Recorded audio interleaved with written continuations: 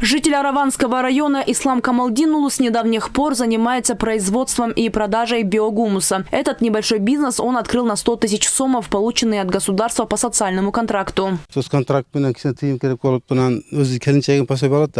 Моя жена получила пособие Убельго Комок. Узнав про соцконтракт, мы решили написать свой проект. Так и получили 100 тысяч сомов. Изготавливать биогумус мы научились по инструкции в интернете. Я продал уже 2,5 тонны биогумуса. В основном его приобрели те, кто занимается выращиванием клубники. За тонну мы просим 20 тысяч сомов. Сейчас есть 3 тонны заготовки.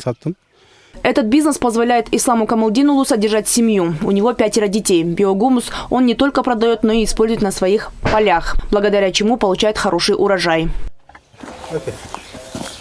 Ислам Камалдинулу отказался от социальных пособий, говорит, что гораздо приятнее самому зарабатывать на жизнь. Тем более его малый бизнес начинает развиваться.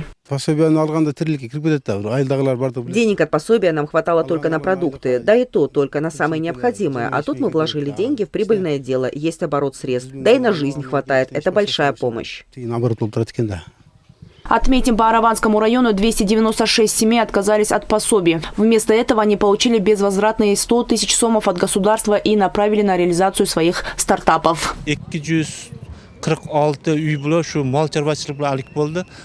246 семей занимаются скотоводством. Кроме этого, 16 семей занимаются швейным делом. 3 семьи таксуют. Есть те, кто открыл торговые магазины, построили теплицы.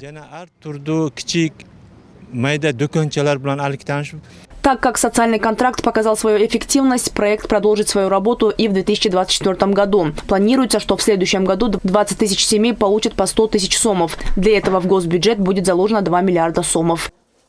Рахат Батырбекова, Калия Душибаева и Ниат Эргешева, ЛТР, Орская область.